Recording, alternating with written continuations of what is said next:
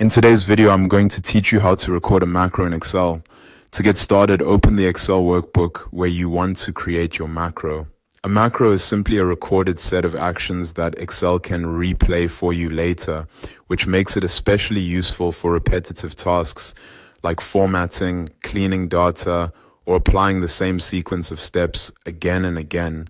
Once your workbook is open, go to the View tab in the ribbon at the top of Excel. From there, click Macros and then choose Record Macro from the drop-down menu. This will open the Record Macro dialog box where you'll set up the macro before recording begins. In this dialog box, start by entering a macro name. Make it something descriptive so it will be easy to recognize later. You can also assign a shortcut key if you want a faster way to run the macro in the future. That part is optional, but it can be very convenient if this is something you plan to use often. Next, choose where to store the macro. In this example, you can save it in this workbook, which means it will stay available inside the file you're currently working in. There's also space for a description, which is optional but helpful if you want to note what the macro does. When everything looks good, click OK to begin recording.